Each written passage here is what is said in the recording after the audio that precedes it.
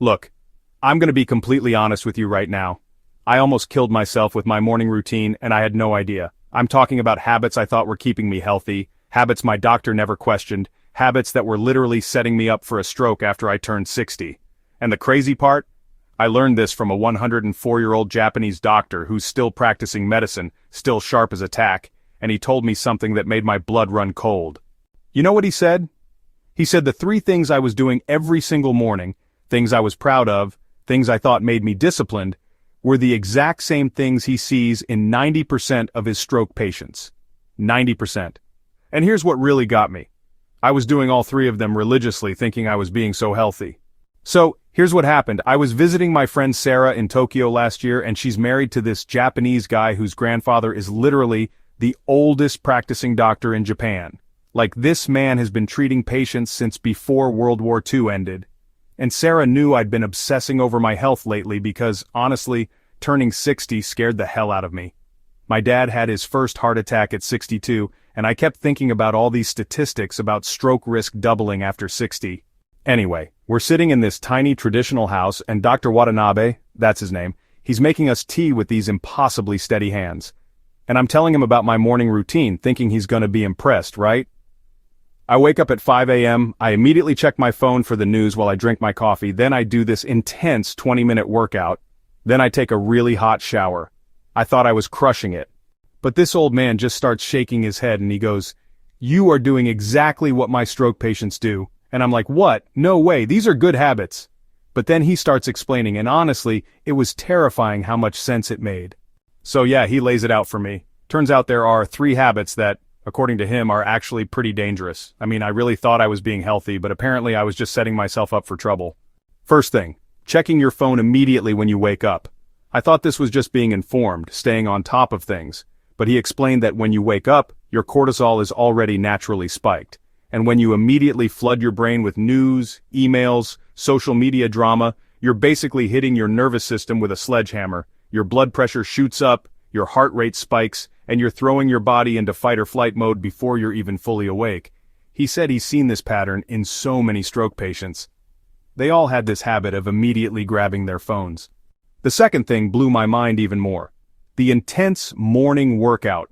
Now, I'm not saying exercise is bad, please don't hear that, but he explained that doing high-intensity exercise first thing in the morning when your body is dehydrated, when your blood is thicker, when your blood pressure is naturally higher from just waking up, it's like revving a cold engine. Your cardiovascular system isn't ready for that shock. He said the traditional Japanese approach is gentle movement in the morning, saving intense exercise for later when your body has had time to warm up naturally. But the third one? This one actually made me angry at first because I loved my hot morning showers. I mean, who doesn't want to start the day with a nice hot shower? But Dr. Watanabe explained that when you go from your warm bed to a hot shower, you're causing massive blood vessel dilation, and then when you step out into cooler air, everything constricts rapidly. It's like doing cardiovascular gymnastics when your system isn't prepared for it. He said in Japan, they've known for centuries that sudden temperature changes in the morning are dangerous for older adults. And here's the thing that really got to me. He said he can usually tell which of his patients are at highest risk just by asking about their morning routine. The ones doing all 3 of these things, they're the ones he worries about most. Now you might be thinking, okay, so what am I supposed to do? Just be lazy in the morning? And that's exactly what I asked him. But his answer was so simple, so elegant, it made me realize how overcomplicated we make everything. He said the key is gentleness in the morning. Your body has been essentially fasting and resting for 8 hours. It needs to wake up gradually, not be shocked into alertness.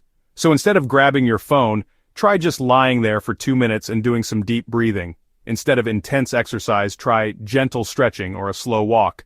And instead of a hot shower, try lukewarm water or what he calls temperature meditation, starting warm and gradually making it cooler so your body adjusts slowly. But here's what really convinced me this wasn't just some old wives' tale. He started telling me about his other patients, the ones who lived to be 90, 100, even older, and they all had these gentle morning routines.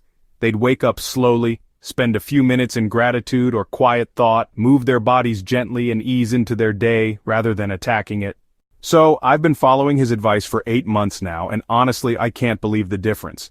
My morning blood pressure readings, because yeah, I started checking after this conversation, well, they're consistently lower. I feel more energized throughout the day, and it's not just that artificial buzz from shocking my system awake. And, to tell you the truth, I just feel more human in the mornings instead of like I'm preparing for battle. The crazy part is it's actually easier than what I was doing before. Like, who knew that being gentler with myself would actually make me feel stronger? But that's exactly what Dr. Watanabe said would happen. He said when you stop fighting your body's natural rhythms, everything starts working better. Look, I'm not saying you need to completely overhaul your life, but if you're over 60 or even over 50, and you're doing any of these three things, the phone checking, the intense morning workouts, the hot showers, maybe just try being a little gentler with yourself for a week. See how you feel. Because honestly, the idea that I was increasing my stroke risk every single morning with habits I thought were healthy, that scared me enough to change, and I'm so glad I did. Your future self will thank you for treating your mornings like the precious, vulnerable time they actually are, instead of like some productivity battleground you need to conquer before breakfast.